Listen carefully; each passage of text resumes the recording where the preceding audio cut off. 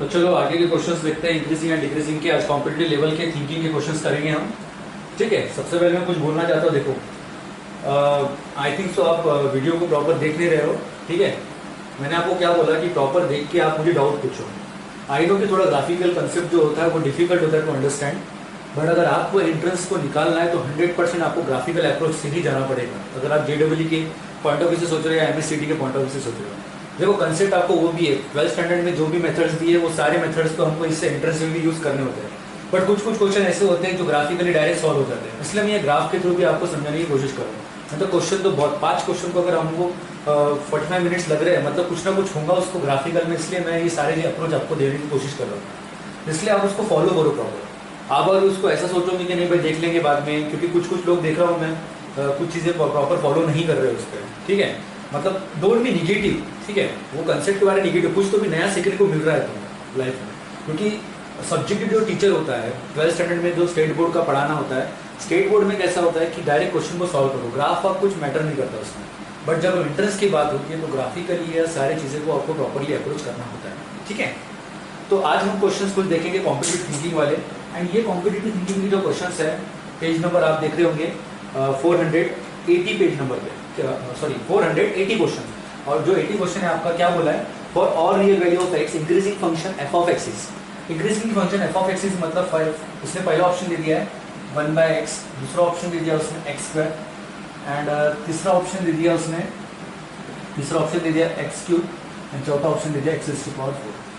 देखो ये क्वेश्चन में क्या बोला गया, सबसे पहले हम कॉन्सेंट्रेट करते हैं। क्या बोला उसने कि ऐसे कौन से वैल्यू, सारे वैल्यूज के x के लिए ऐसे इसमें से ऐसा कौन सा फंक्शन है जो इंक्रीजिंग हो जाए। सारे वैल्यू x के, मतलब ये x दिख रहा है आपको, ये x के सारे वैल्यूज, मतलब इसमें x की वैल्यू आप कोई भी डाल दो, उसके लिए इंक्रीजिंग फंक्शन देने वाला इसमें से कौन सा फंक्शन है। ठीक है, तो 1 बाय 1 हम फंक्शन के ग्राफ को देखेंगे, उसके बाद हम क्वेश्चन को समझेंगे। सबसे पहले कौन सा दिया आपको, x इनवर्स, मतलब उसको 1/x लिख सकते हैं हम। ठीक है, तो चलो इसके बारे में हम थोड़ा सा पढ़ते हैं। अभी देखो ये जो ग्राफ है आपका, ये ग्राफ है आपका 1/x। इसके बारे में थोड़ा इन्फॉर्मेशन दे दूँ आपको मैं। सबसे पहले ये जो ग्राफ होता है f of x equal to 1/x, ये होता है रेसिप्रोकल फंक्शन। कौन सा होता है, रेसिप्रोकल फंक्शन। ठीक है, रेसिप्रोकल फंक्शन। एंड इसको हम ये भी बोल सकते हैं क्या, रेक्टेंगुलर हाइपरबोला। ठीक है, इसको हम क्या बोल सकते हैं, रेक्टेंगुलर हाइपरबोला। रेक्टेंगुलर हाइपरबोला भी बोल सकते हैं। एंड इसके जो कोऑर्डिनेट एक्सिस होते हैं वहां पे ये असिम्प्टोट बनाता है। क्या बनाता है यहाँ पे, असिम्प्टोट। अब ये असिम्प्टोट कैसे बनाता है, with coordinate axis, with coordinate axis as asymptotes. ठीक है, असिम्प्टोट्स बनाता है। अब ये असिम्प्टोट्स क्या है, कैसा है, ये सारी चीजें हम देखेंगे। ठीक है, असिम्प्टोट्स कैसे बनाता है ग्राफिकली हम समझेंगे। बट इंपॉर्टेंट है कि क्या बोल रहा है उसका, कि ये रेसिप्रोकल फंक्शन होता है। रेसिप्रोकल आपको पता है 1/x के फॉर्म में होता है, उसे हम क्या बोलते हैं, रेसिप्रोकल फंक्शन। उसे हम क्या बोलते हैं, रेक्टेंगुलर हाइपरबोला बोलते हैं। और उसका जो कोऑर्डिनेट एक्सिस होता है वो असिम्प्टोट बनाता है। ठीक है, वो असिम्प्टोट कैसे बनाता है, क्या बनाती है, तो बात की बात है। अब आपको पता है इसका जो डोमेन होगा वो क्या होगा। ठीक है, कैसे होगा, तो डोमेन हमको, डोमेन अगर हम इसका देखेंगे तो डोमेन हमको पता है, इसका जो डोमेन बनेगा, डोमेन ये बनेगा आपका r-0। अब तुम बोले सर r-0 क्यों, क्योंकि आपको पता है अगर मैं यहाँ पे 0 डाल दूँ, ठीक है, यहाँ पे अगर मैं 0 डाल दूँ तो 1/0 क्या होता है, 1/0 क्या होता है, नॉट डिफाइन होता है। एंड नॉट डिफाइन ये ग्राफ तो बनेगा नहीं। ठीक है, तो मतलब ही ये x कोऑर्डिनेट और y कोऑर्डिनेट एक्सिस पे बनाता है वो असिम्प्टोट। तो यहाँ पे और यहाँ पे ये असिम्प्टोट बनाएगा। ठीक है, कोऑर्डिनेट एक्सिस पे असिम्प्टोट बना रहा है बोलते हैं। तो कोऑर्डिनेट एक्सिस पे असिम्प्टोट कैसे बनाएगा, क्या बनेगा, बताता आपको मैं अभी थोड़ी देर से। ठीक है, अब यहाँ पे तो आपको समझ गया होगा। उसके बाद देखो इसका जो ग्राफ बनता है, ठीक है, ग्राफ जो बनता है, ये ग्राफ कैसा बनता है देखो। अब ये आपको पता है कि ये फंक्शन कौन सा, ऑड फंक्शन है। क्यों, क्योंकि x क्या होता है, इसकी जो डिग्री होती है 1 होती है, और 1 की डिग्री क्या होती है, ऑड होती है। तो f ऑफ x यहाँ पे क्या है आपका, f ऑफ x क्या है यहाँ पे, ऑड फंक्शन। क्या है, odd function. And f of x यहाँ पे ऑड फंक्शन है आपका, इसलिए इसका जो ग्राफ बनता है सिमेट्रिक अबाउट अपोजिट क्वाड्रेंट बनता है। इसका f ऑफ x ये ऑड फंक्शन होता है। एंड इसलिए ये जो ग्राफ बनता है ये बनता है आपका symmetric about symmetric about opposite quadrant. अब इसका मतलब क्या है क्या नहीं, ये सारी चीजें हम बारी बारी से देखेंगे, डोंट वरी, ठीक है। Symmetric about opposite quadrant, symmetrical about opposite quadrant, ठीक है। तो यहाँ पे सिमेट्रिकल लिखो, ठीक है। तो F of x is the odd function symmetrical about opposite quadrant. अब ये अपोजिट क्वाड्रेंट में सिमेट्रिकल क्यों होता है, कैसा होता है, ये अभी आपको समझेगा, ठीक है। देखो 1/x का ग्राफ बना रहे हैं, जीरो तो होगा नहीं, जीरो तो होगा नहीं मतलब ये जीरो को टच नहीं करेगा, जीरो को टच करेगा तो ये नॉट डिफर हो जाएगा। और आपको पता है जहाँ पे इसकी वैल्यू इन्फिनिटी देती है वहाँ पे असिम्प्टोट बनाता है, ये आपको पता है, ठीक है। तो देखते हैं इसका ग्राफ कैसे बनेगा। देखो इसका ग्राफ बनेगा ऐसा कुछ, ठीक है। एंड क्या बोला, F of x odd function symmetric about opposite quadrant. अब ये जो फर्स्ट क्वाड्रेंट है तुम्हारा, इसका अपोजिट क्वाड्रेंट कौन सा है, थर्ड क्वाड्रेंट है। इसका जो अपोजिट क्वाड्रेंट से ग्राफ बनेगा वो ऐसा कुछ बनेगा, सेम सिर्फ अपोजिट क्वाड्रेंट, ठीक है। तो ये था आपका 1/x का ग्राफ। अब अगर आपको यकीन नहीं आता तो यहाँ पे 2, 3, 4 डाल के देखो, आपको 0 पॉइंट समथिंग समथिंग मिलेगा। आप 1 डालोगे, ठीक है, यहाँ पे 1 डालोगे तो आपको 1 मिलेगा, ठीक है। 1 डालोगे तो 1 मिलेगा ना। एक्स की वैल्यू अगर आप 1 डालोगे डोमेन में से तो आपको क्या मिलेगा, यहाँ पे अगर मैं y इक्वल टू अगर 1/x ले लूँ तो 1 डालोगे तो आपको 1 मिलेगा, 2 डालोगे तो 1/2 मिलेगा। 1/2 की वैल्यू क्या होती है, 0.5 होती है, तो 0.5 समथिंग यहाँ पे आएगा। तो ऐसा ऐसा लेके ये ग्राफ जा रहा है, ठीक है। बट ये ध्यान रखना है, ये कभी भी जैसा ये 0 पे जाएगा तो ये इन्फिनिटी पे जाएगा, सॉरी ये यहाँ पे अगर ये इन्फिनिटी पे गया, यहाँ पे इनफाइनाइट मतलब ये असिम्प्टोट बना रहा है, ठीक है, ये ध्यान रखना। और ये जो ग्राफ दिख रहा है आपको, ये कभी एक्स एक्सिस को टच नहीं होगा, ठीक है। तो ये ध्यान रखना आपको, क्योंकि अगर ये एक्स एक्सिस को टच हो गया तो ये नॉट डिफाइन हो जाएगा ना ग्राफ, ठीक है। तो ये चीज़ आपको समझना चाहिए। ये फर्स्ट क्वाड्रेंट है और इसके अपोजिट क्वाड्रेंट पे ये क्या बनाता है, ग्राफ बनाता है। देखो F of x odd function होगा तो ये सिमेट्रिक अबाउट अपोजिट क्वाड्रेंट होगा। सिमेट्रिक बोले तो जो ये ग्राफ बनेगा सेम ऐसा ग्राफ बनेगा बट अपोजिट क्वाड्रेंट में बनेगा, ठीक है। सेम मतलब सेम शेप वगैरह जो साइज रहती है ग्राफ की, ग्राफिकली की जो वैल्यूज देगा सिर्फ तब यहाँ पे है, यहाँ पे अपोजिट क्वाड्रेंट में बनेगा। तो ये जो ग्राफ बन रहा है देख रहे होंगे आप, ये असिम्प्टोट बना रहा है। असिम्प्टोट बना रहा है मतलब ये क्लोज टू एक्सिस होगा, कोऑर्डिनेट एक्सिस के क्लोज जाएगा ये, बट एक्सैक्ट नहीं होगा, ये ध्यान रखना आपको, ठीक है। ये वैल्यूज लेते लेते जाएगा, ठीक है। क्योंकि उसने खुद ही होके बोला है, क्या बोला है कि ये कोऑर्डिनेट एक्सिस पे क्या बोला था, असिम्प्टोट बनाता है, ठीक है। कोऑर्डिनेट एक्सिस पे क्या बनाता है, असिम्प्टोट बनाता है, ठीक है।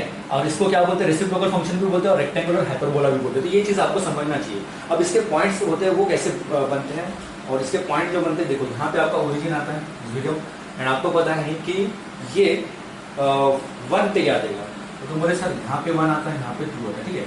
ये 1 पे क्या देगा, देखो 1, यहाँ पे 1 मतलब 1,1 यहाँ पे देगा, यहाँ पे क्या देगा, यहाँ पे -1 में क्या देगा, ये यहाँ पे -1 पे क्या देगा इमेज, तो बोले सर -1 पे ये दे रहा है -1, ठीक है। देखो यहाँ आपका -1, तो यहाँ से आपका क्या आ जाएगा -1,-1। तो ये चीज़ दिख रही है आपको, यहाँ पे देखो -1 पे इमेज -1 देगा, क्योंकि देखो y इक्वल टू आपका 1/x है। अगर आप यहाँ पे x की वैल्यू -1 डालते तो y इक्वल टू क्या आ जाएगा 1/-1, तो y इक्वल टू क्या आ जाएगा -1, ठीक है।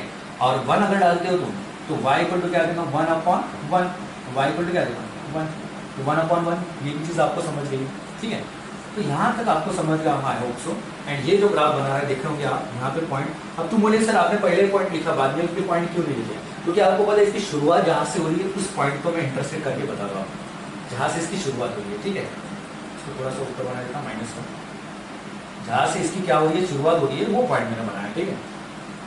क्योंकि आपको पता है यहाँ से इसकी शुरुआत इसलिए हो रही है क्योंकि आपको पता है यहाँ पे इसका 0 नहीं चलेगा, 0 के बाद क्या आता है 1, और यहाँ पे भी नेगेटिव साइड में 0 नहीं चलेगा, -1, ठीक है। तो ये है 1/x का ग्राफ, और ये चीज़ आपको समझना चाहिए। अब उसने क्वेश्चन क्या किया है, उसने क्वेश्चन किया है कि ये फॉर और वैल्यू ऑफ x के लिए इंक्रीजिंग फंक्शन होगा क्या। तो सबसे पहले मैं आपको बता दूँ, देखो ये जो ग्राफ है, ये ग्राफ ऐसा जा तो रहा है, ठीक है। x की वैल्यू जैसे 1, 2, 3, 4 इसके लिए अलग जा रहा है और इसके लिए अलग जा रहा है, ठीक है। एंड सेकेंड, ये सारे वैल्यूज के लिए नहीं हो रहा है, ये सारे वैल्यूज के लिए नहीं जो रहा है, क्योंकि देखो ये ग्राफ यहाँ से जा रहा है, ये ग्राफ ऐसा जा रहा है, ठीक है। तो दोनों ग्राफ की इंफॉर्मेशन आप देख रहे होंगे कि यहाँ से अगर मैं 1 के डाल रहा हूँ, 2 के डाल रहा हूँ वैल्यू, तो ये बढ़ रहा है, ठीक है, 1, 2, 3। और यहाँ से -1, -2, -3 डालूंगा, तो जैसे जैसे वैल्यू डालूंगा ये नीचे आ रहा है, ठीक है, देख रहे हैं, यहाँ से नीचे आ रहा है, ठीक है। तो इंपॉर्टेंट क्या है यहाँ पे, -2, -3 जो भी है वैल्यू नीचे आ रही है, तो यहाँ से मैं वैल्यूज वैसे डालूंगा वैसे वैसे भी नीचे आएगा, और यहाँ से मैं वैल्यू डालूंगा 1, 2, 3, 4, और ये ऐसा बढ़ेगा, ठीक है। और बढ़ेगा बोले तो 0 पॉइंट समथिंग 0 पॉइंट समथिंग ऐसा कुछ आएगा, बाकी तो कुछ नहीं है इसमें, ठीक है। अब इंपॉर्टेंट क्या है यहाँ पे कि आपको समझना क्या है, समझना है कि उसने क्वेश्चन में बोला है कि for all value of x के लिए फंक्शन वैलिड होगा। तो for all value of x के लिए वैलिड तो तब होगा जब इसमें जीरो भी इंक्लूड होगा। तो फॉर ऑल वैल्यूज के लिए तो इंक्रीज होगा नहीं, और उसने कोई इंटरवल भी डिफाइन नहीं करके दिया जहाँ पे ये फंक्शन बोल दिया इंक्रीजिंग होगा, ठीक है। तो 1/x की बात करें तो ये रेसिप्रोकल फंक्शन, इसके इंक्रीजिंग की तो बात होगी, तो एक इंटरवल के स्पेसिफिक में काम होगा इसका, ठीक है। तो यहाँ से आपको समझ गया होगा कि ये फंक्शन यहाँ बढ़ तो रहा है, बट अगर ये इंटरवल के लिए स्पेसिफिक बात करें तो यहाँ पे जीरो इंक्लूड नहीं हो रहा है, मतलब ये फॉर ऑल वैल्यूज के लिए इंक्रीजिंग फंक्शन नहीं होगा, ठीक है। इसलिए फर्स्ट ऑप्शन आपका गलत हो गया। तो ये ग्राफ था आपका, और ये इंफॉर्मेशन आप लिख भी सकते हो आपके बुक में, क्योंकि ये इंपॉर्टेंट है कंसेप्ट, ठीक है।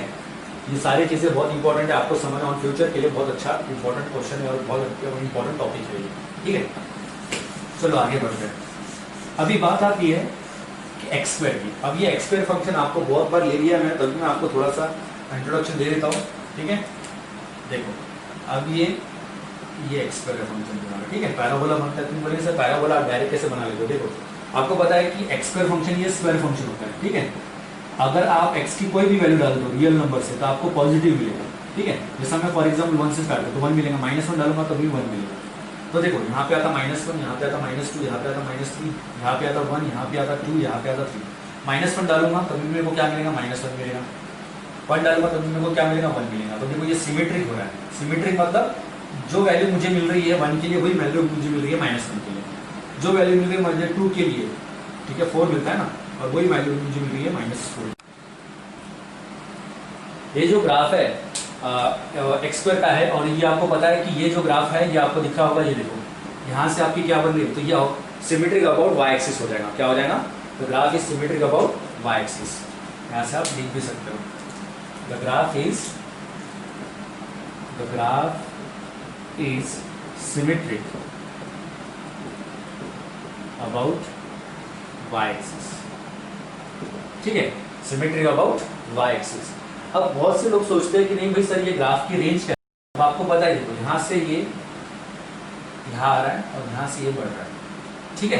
तो आपको पता है कि मैं मोनोटोनिक इंक्रीजिंग या डिक्रीजिंग फंक्शन जो भी देखता हूँ तो किस में देखता हूँ, मैं देखता हूँ डोमेन में, ठीक है। तो डोमेन इसका क्या है, -∞ टू +∞ जो है, -∞ टू +∞, पर इसकी रेंज क्या है, ठीक है, ये मैटर करता है। इसकी रेंज देखो आप देख रहे होंगे। अब इसका जो डोमेन है, मतलब इसका अगर मैं इंक्रीजिंग डिक्रीजिंग का डोमेन बनाऊँ तो वो क्या बनेगा, देखो -∞ से 0 तक आ रहा है, 0 से ∞ तक जा रहा है, ठीक है। बट इसकी रेंज क्या होगी, इसकी रेंज तो आपको पता है कि इसके जो वैल्यूज आते हैं वो क्या आते हैं, पॉजिटिव आते हैं। तो इसके वैल्यूज क्या बोलेंगे, x² 0, ये इसकी रेंज हो जाएगी, ठीक है। ये इसकी क्या हो जाएंगी, रेंज हो जाएगी। ये रेंज क्यों होंगी, क्योंकि पता है कि आपको कि ये सारे वैल्यूज क्या देता है, पॉजिटिव देता है। बट अगर ये कौन से इंटरवल में इंक्रीजिंग और डिक्रीजिंग आपको पूछा गया तो आप बोल सकते हो कि -∞ से 0, ठीक है, -∞ 0 से -∞ से 0, ये आपको देगा डिक्रीजिंग, क्योंकि यहाँ ऐसा आ रहा है ये। एंड 0 से क्या होता है, ये 0 से आप इंक्लूड कर लो क्योंकि 0 इंक्लूड होता है। एंड +∞ से ओपन, ये आपको क्या देना, यहाँ पे इंक्रीजिंग देना, ठीक है। तो ये ग्राफ क्या होता है, सिमेट्रिक अबाउट वाई एक्सिस होता है। सिमेट्रिक अबाउट वाई एक्सिस मतलब जो यहाँ पे वैल्यू देगा वही यहाँ पे वैल्यू देगा, तो ये इक्वल वैल्यू देते जाएगा। तो देखो मैंने आपको बोला यहाँ पे आपको दिख रहा होगा कि 1 पे ये 1 दे रहा है और -1 पे भी 1 दे रहा है, 2 पे ये 4 दे रहा है, -2 पे भी ये 4 दे रहा है। तो ये सिमेट्रिक होता है। जैसा आपको पता है ये जो ग्राफ था हमने 1/x बनाया था, और 1/x का क्या था आपको पता है, 1/x क्या था, अपोजिट क्वाड्रेंट में क्या था, opposite about the symmetric about the opposite quadrant, symmetric about the opposite quadrant था, ठीक है। तो ये ग्राफ आपको समझ का ग्राफ था, ठीक है। अब यहाँ से the graph is symmetric about Y axis बोल दिया, और इससे क्वेश्चन किया आपको ये सारे वैल्यूज के लिए, x के सारे वैल्यूज के लिए फंक्शन इंक्रीजिंग होना। मैं बोलूँगा ऐसा तो पॉसिबल नहीं है, सारे वैल्यूज के लिए पॉसिबल नहीं है इंक्रीजिंग होना। तो बोले सर ऐसा क्यों, देखो यहाँ से अगर आप देख रहे होंगे, यहाँ से अगर आप देख रहे होंगे तो ये जो बन रहा है ये यहाँ से ये इंक्रीजिंग हो रहा है, और यहाँ से क्या हो रहा है, ये डिक्रीजिंग हो रहा है, ठीक है। तो सारे वैल्यूज के लिए तो नहीं हो रहा। क्यों सारे वैल्यूज के लिए नहीं हो रहा, क्योंकि आपको पता है जब मैं -1 डालता हूँ तो मुझे नीचे की वैल्यू नहीं मिल रही है। नीचे की वैल्यू नहीं मिल रही है मतलब क्या कि आप -1 -2 -3 -4 -5 ये सारे वैल्यूज के लिए मुझे एक ही इमेज मिल रही है, पॉजिटिव। तो सारे वैल्यूज के लिए अगर ये देखेंगे तो ये इंक्रीजिंग नहीं होगा। क्यों नहीं होगा, क्योंकि यहाँ से यहाँ तक आ रहा है डिक्रीजिंग, और यहाँ से क्या हो रहा है, इंक्रीजिंग हो रहा है। तो x² की तो बात होंगी नहीं, ठीक है। तो डिक्रीजिंग और इंक्रीजिंग ये minus infinity to zero decrease हो जाएगा, जीरो टू इन्फिनिटी ये इंक्रीज हो जाएगा। ये एक्स स्क्वायर की कहानी है, ठीक है। यहाँ से इसके लिए क्या हो जाएगा डिक्रीज, और यहाँ से इसके लिए क्या हो जाएगा इंक्रीजिंग हो जाएगा। तो ये चीज़ आपको एक्स स्क्वायर के बारे में समझना चाहिए। अब सेम ग्राफ आप देख रहे होंगे, सेम ग्राफ मतलब ये जो ग्राफ था मेरा, ये क्या आता था y इक्वल टू, या आप ऐसा बोल दो F of x equal to X square था। अगर वही ग्राफ अगर मैं ले लूँ F of x equal to X raise to power 4, तो सेम ग्राफ है, थोड़ा सा इसको बेंड कर दो, ठीक है, तो ऐसा कुछ हो जाएगा आपका ग्राफ, ठीक है, ऐसा कुछ हो जाएगा आपका ग्राफ, ठीक है। तो यहाँ से आपका जो ग्राफ बनेगा वो क्या बनेगा, ये बनेगा y equal to X raise to power 4 का ग्राफ है, या आप बोल रहे F of x equal to X raise to power 4 का ग्राफ है। और एक्स रेज़ टू पावर 4 का ग्राफ भी सेम बिहेवियर करेगा कि symmetric about Y axis, symmetric about Y axis, and उसकी भी रेंज क्या रहेंगी 0 टू इन्फिनिटी के बीच में रहेंगी। और ये भी आप देख रहे होंगे कि ये भी ग्राफ आपको दिख रहा है, यहाँ से हो रहा है डिक्रीज और यहाँ से हो रहा है इंक्रीज, ठीक है। तो एक्स रेज़ टू पावर 4 और एक्स स्क्वायर, जैसे जैसे आप जैसा सिंपल बता दूँ तो x raise to power 2n है, आप n की वैल्यू 1 2 3 4 कुछ भी डालो तो ये क्या आपका इवन फंक्शन बनेगा, और इवन फंक्शन में कभी भी ग्राफ आपको ऐसे ही मिलेगा, तो ये ऐसा ऐसा ऐसा कम होते होते होते जाएगा, ठीक है, समझ लो। तो ये था आपका एक्स स्क्वायर की इंट्रोडक्शन। अब बात आती है एक्स क्यूब की। तो अगर एक्स क्यूब की बात करें तो एक्स 4 भी हो गया, एक्स 1/x भी हो गया, एक्स क्यूब की बात करते हैं। जब मैं एक्स क्यूब की बात करूंगा तो देखो क्या मिलेगा आपको, यहाँ से F of x equal to x cube है। तो F of x equal to x cube की जब भी बात होती है तो कैसा इसका ग्राफ आता है और कैसा इसका अप्रोच है ये हम देखेंगे। सबसे पहले मैं आपको ग्राफ बताता हूँ एक्स क्यूब का बनता कैसे है, ठीक है। एक्स क्यूब का ग्राफ बनता है ऐसा। अब तुम मुझे इतनी श्योरिटी से आप क्यों बोल रहे हैं कि एक्स क्यूब का ग्राफ ऐसा बनता है, तो देखो आपको अभी इसका प्रूफ मिल जाएगा क्यों बनता है ऐसा, ठीक है। अभी देखो सबसे पहले इसके बारे में थोड़ा सा देखते हैं। यहाँ पे एक्स एक्सिस, यहाँ पे वाई एक्सिस, ठीक है, यहाँ पे minus infinity two plus infinity जा रहा है ये, ठीक है, यहाँ से minus infinity two plus range. अब देखो यहाँ पे अगर मैं इसके बारे में लिखूँ तो सबसे पहले आपको पता है एक्स क्यूब जो फंक्शन होता है ये ऑड फंक्शन होता है। क्या होता है? Odd function. क्यों ऑड फंक्शन? क्योंकि एक्स क्यूब है, पावर क्या है आपकी ऑड है, ठीक है। ये क्या होता है एक्स क्यूब ऑड फंक्शन होता है। अब ये सिमेट्रिक होता है अपोजिट क्वाड्रेंट। थोड़ी देर पहले मैं आपको बताया जो भी ऑड फंक्शन होता है क्या होता है सिमेट्रिक अबाउट अपोजिट क्वाड्रेंट। क्या होता है ये सिमेट्रिकल अबाउट अपोजिट क्वाड्रेंट, ठीक है। तो ये सिमेट्रिकल अबाउट अपोजिट क्वाड्रेंट होता है। अपोजिट क्वाड्रेंट मतलब जहाँ पे अगर फर्स्ट क्वाड्रेंट होगा तो इसका अपोजिट क्या हो जाएगा थर्ड क्वाड्रेंट हो जाएगा। तो ये अपोजिट क्वाड्रेंट में क्या होता है सिमेट्रिक होता है। अब इंपॉर्टेंट क्या है कि ये फंक्शन आपका रेंज क्या देगा। तो रेंज आपको पता है इसकी जो रेंज होगी आप देख रहे होंगे ये पूरे वाई एक्सिस को कवर कर रहा है। तो देखो माइनस इन्फिनिटी से कहा जा रहा है ये प्लस इन्फिनिटी, तो इसकी रेंज क्या रह जाएगी माइनस इन्फिनिटी से प्लस इन्फिनिटी। दिख रहा है आपको? ये देखो यहाँ से वैल्यू लेते लेते जाएगा। आप बोलेंगे इतनी श्योरिटी से क्यों बोल रहा हूँ, मैं आपको अभी प्रूफ दे देता। देखो अगर आप f of x equal to x cube दे दिया आपको, ठीक है। अगर मैं एक्स की वैल्यू 1 डालता हूँ तो मुझे क्या मिलेगा 1 मिलेगा। अगर मैं -1 डालता हूँ तो मुझे क्या मिलेगा -1 मिलेगा। मतलब अगर आप 1 डाल रहे हो तो 1 मिल रहा है, -1 डाल रहे हो तो -1 मिल रहा है। मतलब देखो 1 डाल रहे हो तो आपको 1 मिल रहा है, -1 डाल रहे हो यहाँ पे -1, यहाँ पे -1, तो यहाँ पे -1। जब आप -1 डाल रहे हो तो आपको -1 मिल रहा है, ठीक है। -1 डाल रहे हो तो -1 मिल रहा है। मतलब 1 डाल रहे हो तो 1 मिल रहा है, -1 डाल रहे हो तो -1 मिल रहा है। मतलब ये चीज़ आपको नोटिस होगी कि ऑड फंक्शन क्या करता है। ऑड फंक्शन आप माइनस डालो तो माइनस ही देगा और प्लस डालो तो प्लस ही देगा। जैसा स्क्वायर फंक्शन क्या करता है कि आप प्लस डालो माइनस डालो आपको पॉजिटिव देगा, वैसा ऑड फंक्शन नहीं करता है। तो एक्स क्यूब, तो यहाँ से देखो जैसे जैसे मैं वैल्यू डालूंगा -2 -3 -4 तो ये रेंज बढ़ती जाएगी, ठीक है। मतलब बढ़ती जाएगी, मतलब यहाँ से हम अगर मैं इसको इंक्रीजिंग और डिक्रीजिंग के बारे में सोचूं तो ये -∞ टू प्लस इन्फिनिटी जाएगा। मतलब यहाँ से आपका ग्राफ बन रहा है, यहाँ से आपका ग्राफ बन रहा है, देखो यहाँ से निकल रहा है, ठीक है। -∞ से लेते लेते वैल्यू निकल रहा है और निकलते कहाँ जाके पहुँच रहा है ये प्लस इन्फिनिटी तक पहुँच रहा है। तो यहाँ से भी देखो आप 2 डालोगे तो मुझे क्या मिलेगा, एक्सट्रीमली सॉरी 2 डालोगे तो मुझे क्या मिलेगा -2 का क्यूब। मतलब क्या बोलता है -2 का क्यूब -8 मिलता है। तो यहाँ पे मुझे कहते भी -8 मिल जाएगा, ठीक है। तो -8 मतलब यहाँ पे अगर मैं -2 डालूंगा तो मुझे -8 मिलेगा। -8 कहाँ आता है? -8 यहाँ पे तो भी आएगा, ये तो यहाँ मिल जाएगा। तो ये जैसा कवर कर रहा है ना, ये पूरे रेंज को कवर कर रहा है, ठीक है। तो यहाँ पे आपका एक्स क्यूब का ग्राफ है, तो यहाँ पे आपको नोटिस होना चाहिए कि -1 पे, यहाँ पे -1 पे ये वैल्यू -1 देगा, -2 पे ये वैल्यू देगा -8 देगा, +2 पे ये वैल्यू 8 देगा, 8 तो भी यहाँ पे, ठीक है। तो यहाँ से आप समझ रहे हो कि ये पूरे ग्राफ को क्या कर रहा है? कवर कर रहा है। मतलब -∞ टू +∞ के सारे वैल्यूज के लिए ये x के सारे वैल्यूज, मतलब यहाँ पे x के वैल्यूज है ना, मतलब डोमेन में से हम x के सारे वैल्यूज के लिए इसके इमेजेस मिल रहे हैं। इमेजेस मतलब जो हम कोडोमेन में देखते हैं, कोडोमेन में देखते हैं इसके क्या होते हैं? इमेजेस होते हैं, ठीक है, रेंज होती है। तो कोडोमेन में जिसके मतलब इसके सारे x के वैल्यूज के लिए हमें कोडोमेन में इमेजेस मिल रही है। तो एक तो क्लियर हो गया, ये सारे वैल्यूज के लिए सेटिस्फाइड कर रहा है। इसमें से ऐसा कौन सा भी वैल्यूज नहीं जिसमें ये सेटिस्फाइड नहीं कर रहा है। स्क्वायर फंक्शन भी कर रहा था, बट वहाँ पे इंक्रीजिंग और डिक्रीजिंग, इंक्रीजिंग और डिक्रीजिंग दो इंटरवल में ये बन रहा था, ठीक है। मतलब -∞ टू 0 और 0 से +∞, ये इसकी वो उसका जो इंक्रीजिंग और डिक्रीजिंग का है वो फंडा बन रहा था। पर यहाँ पे क्या हो रहा है? यहाँ पे तुम्हारी पूरी एक्सिस को कवर कर रहा है, तो -∞ टू +∞ जा रहा है, ठीक है। -∞ टू +∞ मतलब पूरे रेंज को कवर कर रहा है। तो पूरे रेंज को कवर कर रहा है, तो इसकी रेंज -∞ टू +∞ हो गया। इसका डोमेन क्या होगा? इसका डोमेन होगा रियल नंबर। क्यों रियल नंबर? क्योंकि रियल नंबर में से हमको सारे मतलब सारे values x belongs to r होगा। x बिलोंग्स मतलब x में से सारे वैल्यूज को लेना पड़ेगा आपको। तो ये आपका हो गया x क्यूब का ग्राफ। अब उसने क्वेश्चन क्या किया आपको कि ये इंक्रीजिंग फंक्शन है क्या? तो मैं बोलूँगा हाँ, क्यों नहीं है इंक्रीजिंग? देखो यहाँ से -∞ से ये जा रहा है +∞, मतलब सारे वैल्यूज के लिए वर्क कर रहा है, ठीक है। यहाँ से भी देख लो -∞ तक जाऊँगा, -∞ +∞, जैसे हम डोमेन में चेक करते हैं, इसमें चेक करते हैं डोमेन में ये इंक्रीजिंग या डिक्रीजिंग।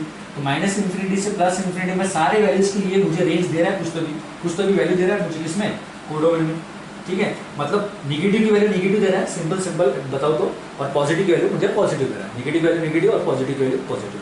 तो यहाँ से आप एकदम क्लियर पिक्चर बन गई होगी आपकी कि यहाँ से ये जो फंक्शन है ये क्या हो रहा है? आपका इंक्रीजिंग हो रहा है। और इसने वही क्वेश्चन पूछा था कि ऐसा कौन सा फंक्शन है इसमें से सारे लोगों में से कि वो x के सारे वैल्यूज के लिए भी सारे वैल्यूज के लिए एग्जिस्ट कर रहा था, बट यहाँ पे आपको पता होगा कि इंटरवल के लिए यहाँ से ऐसा जा रहा था और यहाँ से ऐसा जा रहा था, इसलिए ऐसा सारे वैल्यूज के लिए इंक्रीजिंग नहीं होगा, ठीक है।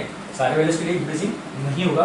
क्यों नहीं होगा सारे वैल्यूज के लिए इंक्रीजिंग? क्योंकि आपको पता है -1 के लिए, -2 के लिए, -3 के लिए जैसे ये वैल्यू क्या हो रहा है? डिक्रीज हो रहा है।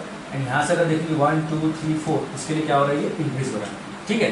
तो कुछ वैल्यूज के लिए डिक्रीज हो रहा है, कुछ वैल्यूज के लिए इंक्रीज हो रहा है। एक्स स्क्वायर फंक्शन एक्स के सारे वैल्यूज ले रहा है, पर कुछ वैल्यूज के लिए इंक्रीजिंग हो रहा है, कुछ वैल्यूज के लिए डिक्रीजिंग हो रहा है। इसलिए स्क्वायर फंक्शन ये आपका ऑलवेज इंक्रीजिंग नहीं होगा हर वैल्यूज के लिए। एक्स क्यूब की बात करें तो अभी मैंने आपको बता दी ये क्या आपका इंक्रीजिंग है, और इसके बारे में आपको पता भी होगा ऑड फंक्शन जो होता है इंक्रीजिंग, जो आपको अभी दिख रहा होगा। एंड x टू पावर 4 के बारे में बताया आपको मैंने x स्क्वायर के अंदर ही ग्राफ बना के दिया। जब x स्क्वायर सेटिस्फाइड नहीं तो x4 क्या सेटिस्फाइड करेगा, ठीक है। तो ये था इंट्रोडक्शन जो x क्यूब का था। बट देखो इसका 2 मिनट का आंसर नहीं है, बट ये ग्राफ एक्सप्लेन करने का कारण रीजन क्योंकि आने वाले जो डेढ़ के क्वेश्चन होते हैं वो कॉम्प्लेक्स होते हैं, उसमें आपको समझना चाहिए कि ग्राफ का बिहेवियर क्या होता है, और ग्राफ के बिहेवियर से आपको डायरेक्ट क्वेश्चन का आंसर दिख जाता है, ठीक है। तो आई होप से आपने लिख लिया होगा। तो इसका ऑप्शन जो है वो है x क्यूब, और x क्यूब ऑप्शन है। तो अगर मैं ये दे दिया आपको ग्राफिकल प्रूफ, तो अभी देता हूँ मैं आपको मैथमेटिकल प्रूफ। तो देखो मैं जो ऑप्शन सही है उसके लिए मैं वर्क करूँगा, क्योंकि मैथमेटिकल प्रूफ क्या है बड़ी बात नहीं होती है, ठीक है। ये आपका क्वेश्चन है फॉर एग्जाम्पल, ठीक है।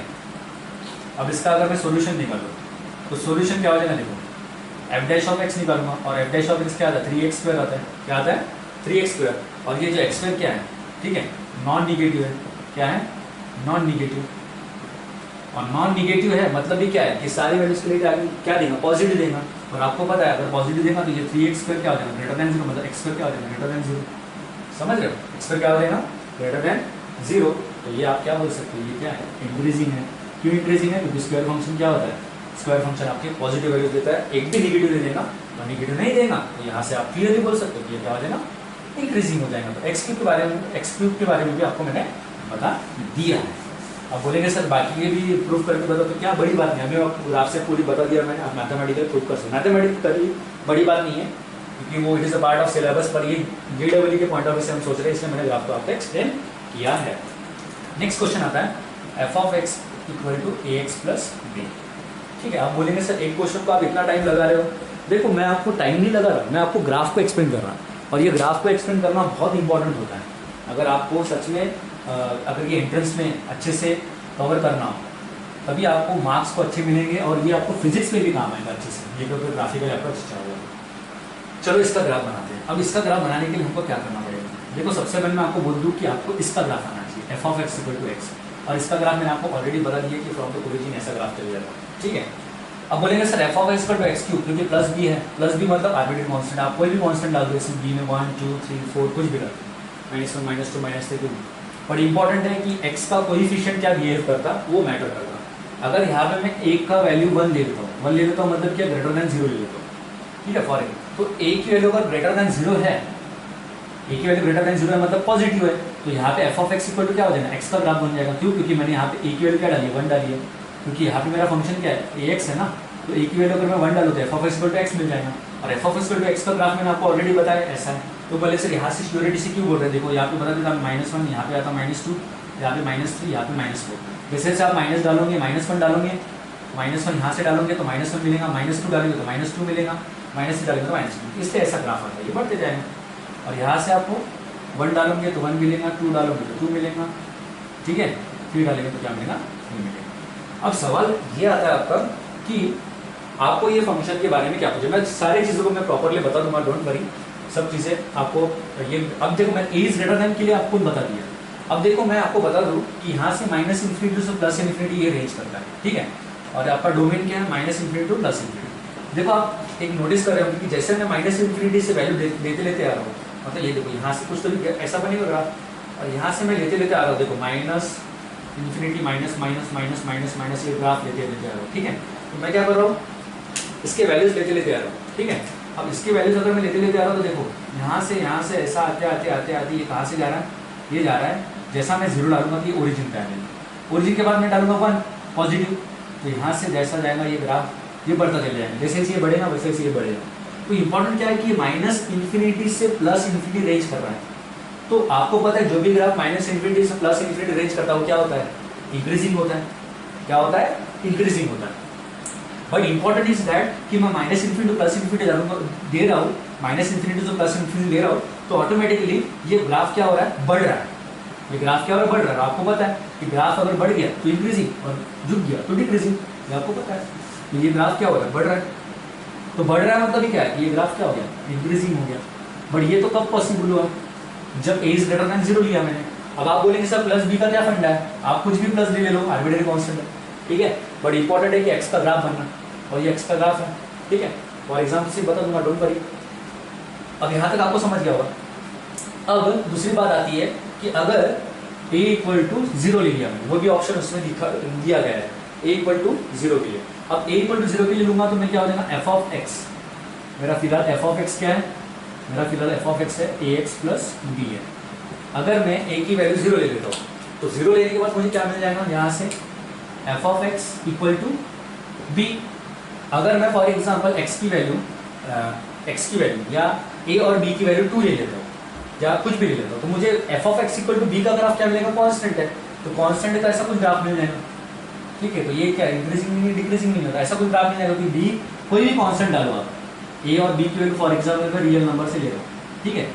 a और b की value for example real number से ले रहा हूँ, तो a और b की वैल्यू अगर आप कोई भी डाल दो, a और b की वैल्यू आप कोई भी डाल दो, तो a और b की वैल्यू के लिए आपको पता है कि यहाँ पे जो ग्राफ बनेगा क्या बनेगा? क्योंकि y = b बनेगा, y = 2 का ग्राफ कहाँ आता है? y = 2 का ग्राफ कहाँ आता है? ये देखो y = 2 का ग्राफ, ठीक है। 2 यूनिट्स में ये इतना डिस्टेंस कवर करेगा, ठीक है। एंड y = 3 का क्या? ऊपर थोड़ा हो जाएगा, यहाँ पे क्या हो जाएगा? y = 3, y = 3 कुछ तो भी, y = 4, y = 5, तो ऐसा बन जाएगा ग्राफ। मतलब ही यहाँ से आप इंक्रीजिंग में बता सकते हैं और डिक्रीजिंग में बता सकते हैं, क्लियर बात है। तो a = 0 के लिए तो ये वैलिड नहीं होता, क्योंकि a = 0 डालने के बाद तो मुझे b मिल रहा है, और b मिलने के बाद मेरा ग्राफ का ऐसा बन रहा है। बट अगर आप x की वैल्यू ग्रेटर देन 0 डाल दो, मतलब a = 1 डाल दो, 2 डाल दो, 3 डाल दो, जो भी डाल, ठीक है, तो उसके लिए जो ग्राफ बन रहा है मेरा, मैं अभी आपको निकाल के बताया, ये दिख रहा है आपको, -∞ से लेते लेते जाएगा ये +∞ पर, तो ये यहाँ पे क्या हो रहा है? इंक्रीजिंग हो रहा है। अब बात आती है अगर ये a इज लेस देन 0 ले ले, मतलब ये क्या नेगेटिव वैल्यू है, तो f ऑफ x = क्या आ जाएगा? -x। अब -x आ जाएगा तो यहाँ पे दिक्कत हो सकती है, क्यों? क्योंकि देखो यहाँ से मैं डालूंगा वैल्यूज को, यहाँ से डालूंगा और आपको पता है यहाँ से डालूंगा मतलब ही क्यों, मैं आपको बताता हूँ। देखो अगर मैं 1 डालता हूँ, अगर मैं 1 डालता हूँ तो मुझे क्या आंसर क्या मिलेगा, -1 मिलेगा। क्यों? क्योंकि 1 की वैल्यू क्या मिलेगी मुझे, -1 मिलेगी। 2 डालूंगा तो -2 मिलेगा, 3 डालूंगा तो -3 मिलेगा, 4 डालूंगा तो -4 मिलेगा। तो ये ग्राफ क्या हो रहा है। और अगर मैं माइनस से शुरू करूंगा तो माइनस से शुरू करूंगा तो क्या हो जाएगा, -1 डालूंगा तो +1 मिलेगा, -2 डालूंगा तो +2 मिलेगा, -3 डालूंगा तो +3 मिलेगा, क्योंकि माइनस है नहीं आते। देखो -1, ठीक है, तो क्या हो जाएगा ये प्लस, ठीक है। तो यहाँ से ग्राफ क्या हो रहा है, यहाँ से ये ग्राफ क्या हो रहा है, डिक्रीज हो रहा है, ठीक है। यहाँ से ग्राफ क्या हो रहा है, डिक्रीज हो रहा है। तो -x के केस में ये क्या देगा हमें, ये देगा डिक्रीजिंग। क्या देगा ये, डिक्रीजिंग। -x के केस में डिक्रीजिंग और +x के केस में इंक्रीजिंग। तो यहाँ से आपको एकदम क्लियर हो गया था पिक्चर कि यहाँ पे आपको डिक्रीजिंग दे रहा और यहाँ पे आपको इंक्रीजिंग दे रहा है। यहाँ पे आपको डिक्रीजिंग दे रहा है और यहाँ पे आपको क्या दे रहा है, इंक्रीजिंग दे रहा है। बट उसमें क्वेश्चन क्या पूछा है, क्वेश्चन पूछा है आपको कि the function f of x + b is strictly increasing for all value of x। मतलब हर वैल्यू x के लिए ऐसा एक ही वैल्यू ऐसी क्या डालनी पड़ेगी कि हर वैल्यूज के लिए फंक्शन इंक्रीजिंग दे दे। एक ही हमें ऐसी क्या वैल्यू डालनी पड़ेगी कि x की ये फंक्शन इंक्रीजिंग दे दे। तो मैं बोलूँगा एक ही वैल्यू मुझे >0 डालनी पड़ेगी। तो बोलेंगे सर क्यों, क्योंकि एक ही वैल्यू अगर मैं 1 डालूंगा तो मुझे पॉजिटिव मिलेगा, और अगर मुझे पॉजिटिव मिल गया x + b तो ऑटोमेटिकली ये ग्राफ ऐसा जाएगा। अब ये देखो b डालेंगे तो कुछ तो भी ये ग्राफ शिफ्ट हो जाएगा, नहीं तो शिफ्ट ऐसा हो जाएगा, +b ना तो यहाँ पे शिफ्ट हो जाएगा, -b डालेंगे तो वहाँ पे शिफ्ट हो जाएगा, पर ग्राफ ऐसे ही आएगा। एक तो ग्राफ ऐसा चल जाएगा, एक तो ग्राफ ऐसा चल जाएगा, एक तो ग्राफ ऐसा चल जाएगा, एक तो ग्राफ ऐसा चल जाएगा। अगर यहाँ पे माइनस डालोगे तो यहाँ पे ग्राफ आएगा, और प्लस डालोगे तो यहाँ पे ग्राफ आएगा। यही डिफरेंस है, बाकी कुछ नहीं है। तो ये चीज़ समझनी चाहिए। ये जो ग्राफ दिख रहा है आपको रेट का, ये आपका इंक्रीजिंग हो रहा है, क्योंकि -∞ से +∞ जा रहा है इंक्रीजिंग। और ये अगर ऐसा जा रहा है, ठीक है, ऐसा जा रहा है, ये सॉरी ऐसा जा रहा है क्योंकि ऊपर से नीचे आ रहा है, और यहाँ से नीचे से ऊपर गया तो इंक्रीजिंग, और ऊपर से नीचे आया तो क्या हो जाएगा, डिक्रीजिंग। तो ये था एक कहानी। अब ये तो था ग्राफिकल प्रूफ, समझ गया हूँ आई होप सो। अगर सर के ऊपर तो नहीं है, बहुत ईजी है। a > 0 है, इसके लिए वैलिड होगा क्योंकि ऐसा जाएगा ग्राफ। a = 0 के वैलिड होगा कि y = b जाएगा तो ऐसा ग्राफ बन जाएगा। एंड a < 0 के लिए वैलिड डिक्रीजिंग के लिए होगा अगर वो पूछेगा तो, ठीक है। अब इसका मैथमेटिक्स क्या रहता और मैथमेटिक्स कैसे अप्लाई होता है वो देखिए। अगर मैं मैथमेटिक्स की बात करूँ तो यहाँ पे देखो, अगर मैं इसका सबसे पहले क्या निकालूंगा, डेरिवेटिव निकालूंगा। तो सॉल्यूशन में सबसे पहले मैं क्या करूँगा, f' निकालूंगा। f' क्या होगा, इसका डेरिवेटिव देखो, कौन सा डेरिवेटिव 0, यहाँ से सिर्फ बचेगा तुम्हारा a। और आपको पता है इंक्रीजिंग की कंडीशन क्या होता है, f' > 0, तो क्या हो जाएगा, a > 0, खत्म, ठीक है। अब तुम बोलेंगे सर ये तो बहुत इजी था, आपने तो ग्राफ में बहुत दुनिया बता दिया। तो देखो इंपॉर्टेंट क्या है कि आपको नॉलेज होना चाहिए कि कैसा वर्क कर रहा है, तभी आपको क्वेश्चन के डीपनेस को समझेगा। क्योंकि जेडब्ल्यू के क्वेश्चन इतने आसानी से नहीं आते, चलो भाई उठाया दे दिया, इसमें आपको सोचना पड़ता है। अब ये जेडब्ल्यू 2011 की बात है, ठीक है, जेडब्ल्यू 2011 की बात है, बट अभी जो जनरेशन की बात कर रहा हूँ मैं, अभी जो आया टफ क्वेश्चन है, क्वेश्चन सिलेक्शन अलग हो रहा है, ठीक है। उस हिसाब से अगर मैं सोचूं तो ये इतना इजी नहीं आता है, ठीक है। तो चलो क्वेश्चन नंबर 2 भी आपको समझो। तो स्ट्रिक्टली इंक्रीजिंग जो होगा वो आपको पता चल गया होगा, स्ट्रिक्टली इंक्रीजिंग कैसा होगा, ठीक है। क्वेश्चन नंबर नेक्स्ट करते हैं। क्वेश्चन है आपका f of x = x² - 2x, ये क्वेश्चन है। अब ये क्वेश्चन के बारे में वो पूछ रहा है कि for which value of x the function x² - 2x is decrease. x की ऐसी कौन सी वैल्यू होगी, बोलते हैं x की ऐसी कौन सी वैल्यू होगी x की कि वो फंक्शन डिक्रीजिंग दे दे। तो चलो इसको निकालते हैं। सबसे पहले मैं ग्राफ से एक्सप्लेन करूंगा, उसके बाद मैथ से। कुछ क्वेश्चन मैं ग्राफ से करूंगा, कुछ क्वेश्चन ग्राफ से नहीं करूंगा क्योंकि जरूरत नहीं होती है। अगर ग्राफ की जरूरत होती है मैं आपको वो बताऊंगा, ठीक है। ये आपका, ठीक है। अब यहाँ से आपको क्या करना है, इंक्रीजिंग और डिक्रीजिंग के बारे में सोचना है या बताना है। और इंक्रीजिंग और डिक्रीजिंग के बारे में अगर आप बताओगे तो सबसे पहले आप क्या करोगे, ठीक है। अब इसके ग्राफ के बारे में सबसे पहले सोचने से पहले मैं आपको बता दूं कि ये ग्राफ बनेगा कैसे।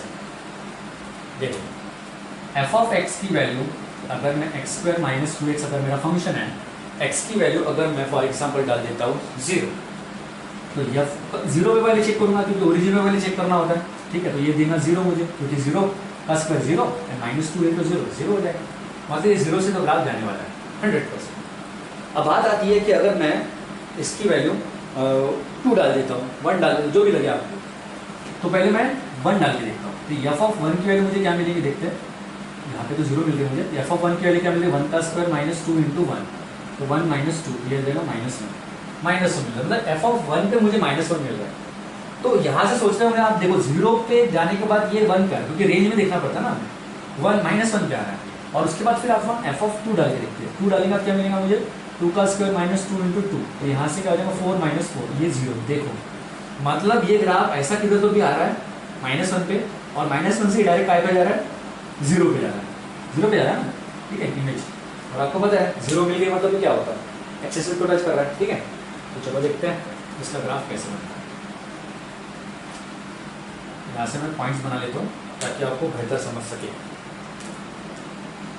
देखो यहाँ से आपको आएगा one two three four minus one minus two minus three minus one minus two minus three minus four, ठीक है। इतने पॉइंट्स बनाने की जरूरत भी नहीं है, बट ठीक है, ठीक है। अब इस ग्राफ को हम करते हैं थोड़ी देर प्लॉटिंग कैसे होगी देखते हैं हम। अब यहाँ पे देखो, अगर मैं x square minus two x का ग्राफ बना रहा हूँ, तो यहाँ से ग्राफ कैसे बनेगा, अब मुझे जीरो पे क्या मिल रहा है, जीरो पे मिल रहा है, तो ये पॉइंट ऑफ इंटरसेक्शन मिल रहा है। उसके बाद क्या मिल रहा है मुझे, वन पे माइनस वन मिल रहा है, ठीक है, ये माइनस वन, ठीक है, यहाँ पे माइनस वन है तुम्हारा माइनस वन, एंड उसके बाद मुझे टू पे क्या मिल रहा है, जीरो। तो ये जो पॉइंट हो गया मेरा ओरिजिन जीरो कॉमा जीरो, यहाँ पे टू पे क्या मिल रहा है मुझे, जीरो मिल रहा है, तो एक्स की वैल्यू टू डाली तो जीरो मिल रहा है, ये आप कर चुके हो इसमें 10th स्टैंडर्ड में, ठीक है। कोऑर्डिनेट एक्सिस भी आपने सीखा है।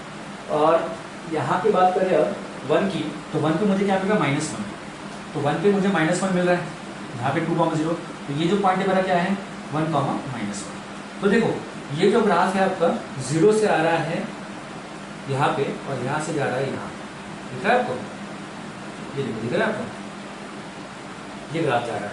अब अगर मैं इसको अच्छे से प्लॉट करूं तो देखो यहाँ से ऐसा जा रहा है, ठीक है।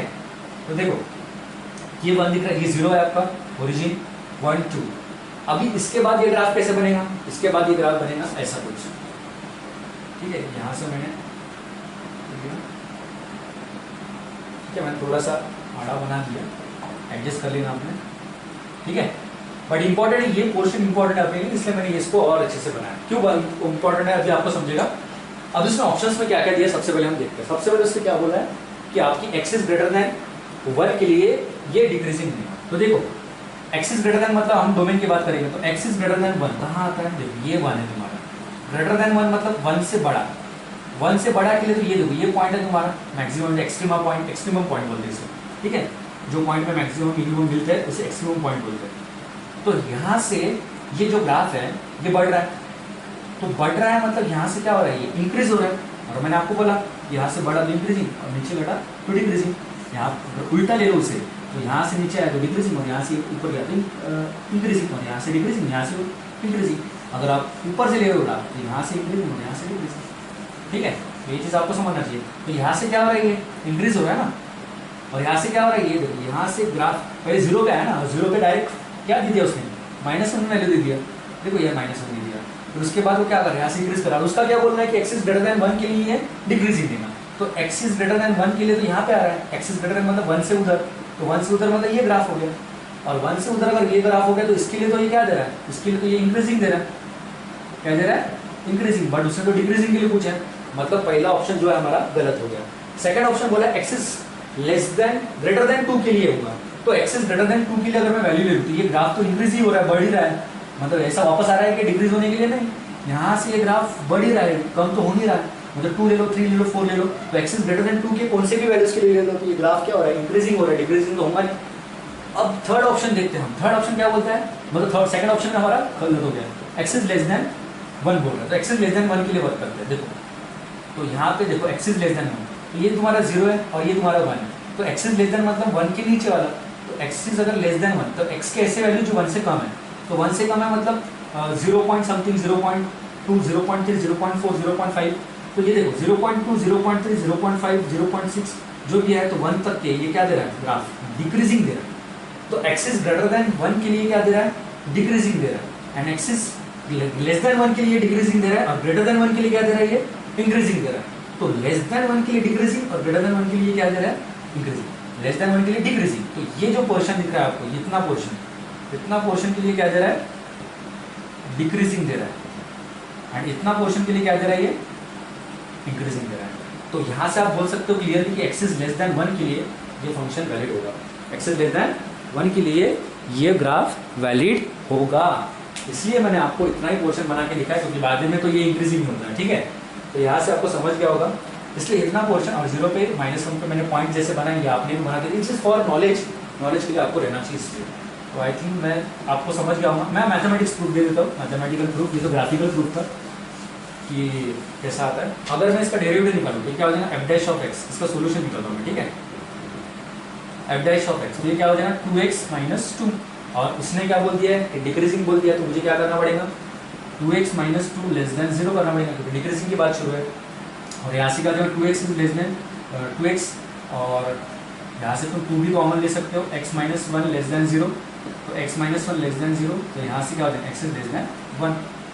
इसके लिए भी आप ऐसा भी वर्क कर सकते हैं, मैथमेटिकल प्रूफ हो गया। तो ये हो गया आपका डिक्रीजिंग के लिए, जो क्वेश्चन नंबर 3 था। आई होप से आपको समझा होगा, ठीक है। तो नेक्स्ट क्वेश्चन की तरफ बढ़ते हैं हम। चलो नेक्स्ट क्वेश्चन देखते हैं। नेक्स्ट क्वेश्चन जो है वो है तुम्हारा f of x equal to tan x minus x। अब ये इसके लिए वर्क करते हैं। अब ये क्वेश्चन है आपका, इसका सोल्यूशन निकालना है। सबसे सोल्यूशन निकालने के सबसे पहले मैं आपको क्या करूँगा, ग्राफ बताऊंगा। ग्राफ बनाने के बाद मैं आपको बताऊंगा कि ये फंक्शन का डेरिवेटिव करके रहने के बाद हमको क्या मिलता है। तो सबसे पहले अगर मैं tan x का ग्राफ बनाऊं तो तुम बोलेंगे सर tan x का ग्राफ तो आपने एक बार बताया था। अगर आपको समझा नहीं होगा ये ग्राफ, अगर आपको अच्छे से पता चलना चाहिए, कुछ डिटेलिंग चाहिए, तो आप वो वाला वीडियो देख सकते हो जिसमें मैंने tan x का ग्राफ आपको समझाया, ठीक है। वो वाला वीडियो देख सकते हो, ठीक है। अब इंपॉर्टेंट है इसकी रेंज क्या है। अब मैं tan x के बारे में बात करूंगा, इसके tan x के बारे में क्यों बात करूंगा, क्यों नहीं, आपको अभी पता चलेगा। तो tan x है, tan x की रेंज क्या रहती है, -∞ टू +∞, ठीक है। tan x की रेंज क्या रहती है, -∞ टू +∞। बट इसका डोमेन क्या रहता है, डोमेन अगर मैं बात करूँ, ठीक है, -∞ टू +∞, इसकी tan x की आप रेंज पकड़ लो, ठीक है। अगर मैं इसके डोमेन की बात करूँ, डोमेन में से मुझे कुछ हटाना पड़ेगा। अब क्यों हटाना पड़ेगा, क्योंकि आपको पता है tan x क्या होता है, tan x होता है आपका sin x upon cos x, and आपको पता है cos x जहाँ पे 0 होता है उसकी वैल्यू हटाना पड़ेगा, नहीं तो tan x फंक्शन क्या हो जाएगा, नॉट डिफाइंड। तो r में से आप क्या हटाओगे, r में से आप हटाओगे 2n + 1 π/2। क्यों, क्योंकि आपको पता है 2n + 1 π/2 को आप हटाओगे तो cos के वैल्यूज 2n + 1 π/2 पे जीरोज होते हैं, तो उसको हटा दो तो ऑटोमेटिकली नॉट डिफाइंड नहीं मिलेगा। तो चलो इसको असिम्प्टोट के बारे में, और आपको पता है जिस वैल्यू पे उसकी वैल्यू इन्फिनिटी देती है वहाँ पे वो असिम्प्टोट बनाता है।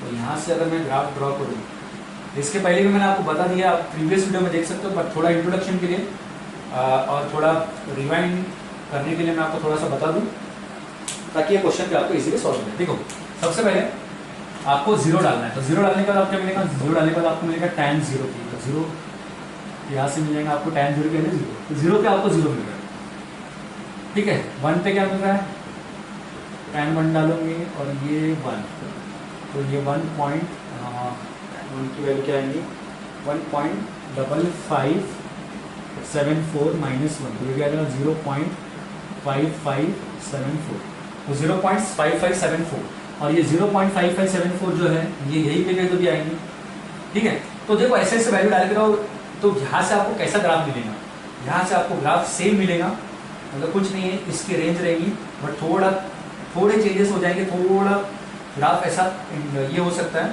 फैल सकता है, या चेंजेस हो सकते हैं, ठीक है। तो ये ग्राफ है आपका, ठीक है। अब बात आती है कि ये मैंने आपको इसके बारे में tan x के बारे में पूरा डिटेलिंग बताया था, तो मैं आपको बता दूं, देखो ये जो फंक्शन होता है, ये फंक्शन क्या होता है, इंक्रीजिंग होता है कि डिक्रीजिंग होता है, तो मैं बोलूँगा ये जो फंक्शन होता है ये इंक्रीजिंग होता है।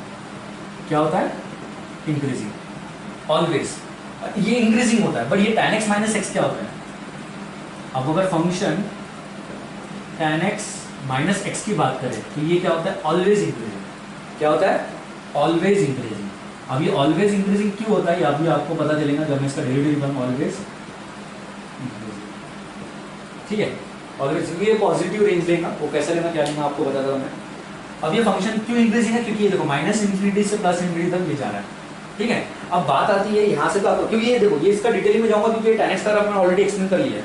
अब ये 1 1 होगा क्या मेनी 1 होगा कि क्या होगा? अब देखो इसका अगर मैं tan x की बात करूँ स्पेसिफिक तो ये मेनी 1 होता है। क्या होता है? मेनी 1। पर अगर इसको 1 1 करना है आपको तो -π/2 और π/2 की रेंज में आपको इसको रिस्ट्रिक्ट करना पड़ेगा। -π/2 और π/2 की रेंज में इसको क्या करना पड़ेगा? रिस्ट्रिक्ट करना पड़ेगा। और -π/2 और π/2 की रेंज में रिस्ट्रिक्ट करें तो ऑटोमेटिकली आपको इसको क्या बोल सकते हो आप? 1 1 and onto, 1 1 and onto बोल सकते हो। 1 1 भी बोल सकते हो, ऑन टू भी बोल सकते हो। अगर आप ये रेंज के बारे में सिर्फ बात करो, मतलब इसको रिस्ट्रिक्ट करो, अगर इसको रिस्ट्रिक्ट नहीं करोगे आप, इसको फैलाते रहोगे तो ऑटोमेटिकली ऐसा कुछ ग्राफ बनता रहेगा। ठीक है, ऐसा ग्राफ बनता रहेगा। और यहाँ पे आप देख रहे होंगे ये इंटरसेक्शन लाइन अगर मैं खींची तो यहाँ पे मेनी 1 वैल्यू मिलेगी हमें। तो ये जो tan x का जो इंट्रोडक्शन है आपको बताने की कोशिश कर रहा हूँ मैं, ठीक है। यहाँ पे अगर tan x माइनस एक्स अगर आपको मैं ऑलवेज इंक्रीजिंग बोल रहा हूँ, उसे को ऑप्शन में बोला है कि ऑलवेज इंक्रीज, हाँ बोला है, ठीक है। तो ये ऑप्शन क्यों सही है मैं अभी आपको समझाऊंगा। बट इंपॉर्टेंट ये फंक्शन इंक्रीजिंग होता है, tan x function always increasing होता है, मेनी 1 फंक्शन होता है, tan x के बारे में बात करो।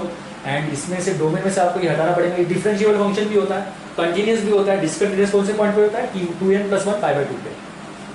ये सारी चीजें मैंने आपको ऑलरेडी एक्सप्लेन कर ली, ठीक है। आप ग्राफ देख सकते हो इसको कॉलम में आप, और मैं जो बोलता हूँ उसे प्रॉपर्ली फॉलो करो तभी आपको ये प्रॉपर्ली अप्रोच मिलेगा, नहीं तो नहीं मिलेगा, ठीक है। और जो मैथमेटिक्स के प्रति निगेटिव है या उनको लगता है कि नहीं तो फॉर्मूले से और एग्जाम्पल मुझे सॉल्व करने से, फॉर्मूले से थ्रू मुझे आ जाएगा मैथमेटिक्स, तो ऐसा नहीं होता है, ठीक है। अगर आप अभी से ये प्रैक्टिस लगाते हो कि ग्राफ को समझना है तो 100% आपको एक एंट्रेंस में अच्छी कामयाबी मिलेगी, ठीक है। तो चलो देखते हैं हम इसका, ये तो हो गया ग्राफिकल प्रूफ। अब देखते हैं मैथमेटिकल प्रूफ। अगर मैं मैथमेटिकल प्रूफ की बात करूँ तो इसका सॉल्यूशन कैसा है? f'(x) tan x का डेरिवेटिव क्या होता है? sec2x, x का डेरिवेटिव क्या होता है? 1, ठीक है। tan x का डेरिवेटिव क्या होता है? sec2x, और x2 का डेरिवेटिव क्या होता है? 1 होता है। अगर मैं इसकी बात करूँ तो जिसने खुद की बोला है, क्या बोला है, वो तो बात की बात है। अगर मैं इसको चेक करूँ कि ये इंक्रीजिंग है या डिक्रीजिंग है, अगर मैं इसको चेक करूँ तो मैं क्या करूँगा, देखो, और आपको पता है ऐसे जनरली मैं चेक करके करता हूँ, >0 के लिए चेक करता हूँ, ठीक है, >0 के लिए चेक करता हूँ। तो >0 के लिए चेक कर लिया तो इंपॉर्टेंट है यहाँ पे देखो sec2x - 1 क्या होता है? tan2x होता है। और ये क्या होता है? >0 हो जाएगा क्योंकि tan 0 की वैल्यू 0 होती है और ये इक्वल आती है 0 की। तो क्या हो रहा है? इंक्रीजिंग हो रहा है और ऑलवेज इंक्रीजिंग हो रहा है। और इसकी जो रेंज रहेगी वो क्या रहेगी? 0 to infinity।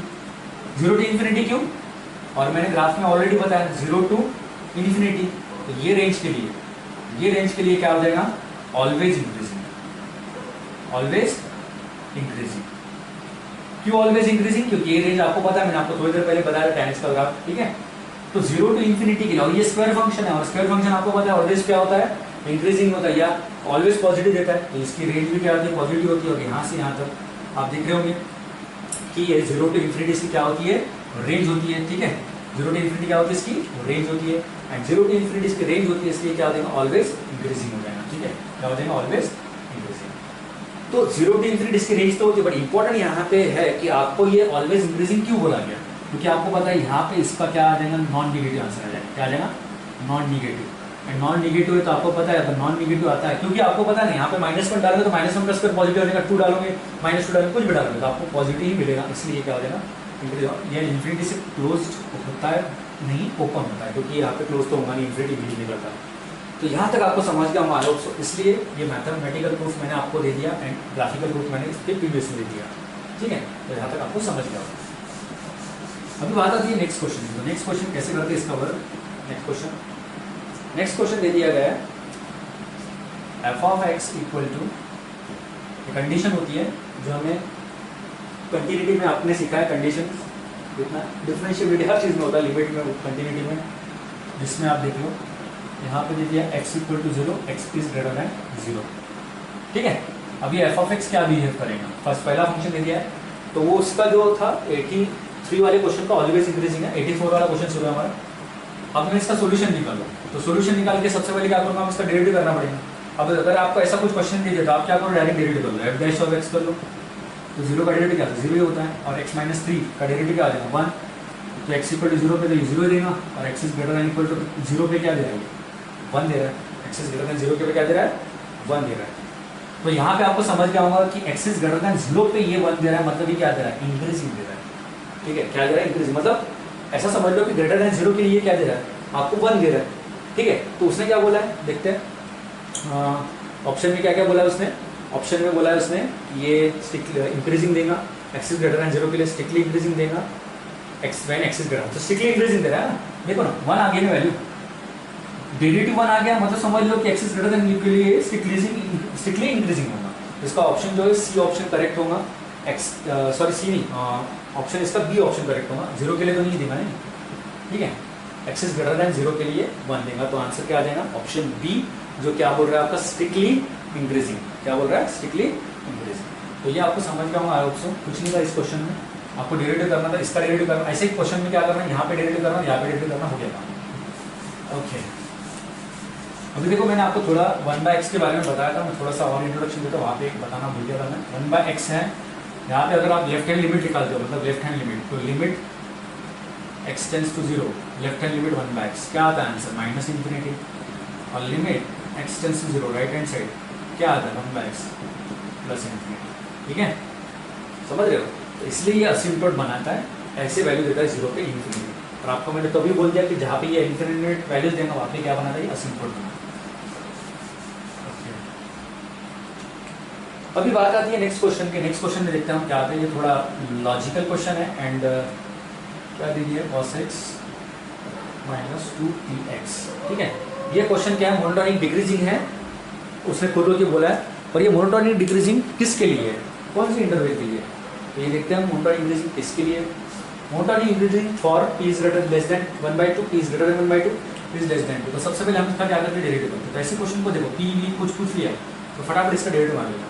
देखो क्या आ जाएगा, f' तो cos x का डेरिवेटिव क्या था, -sin x, और ये 2p हो जाएगा, तो इसकी क्या बोला है उसने, मोनोटोनिक डिक्रीजिंग ना।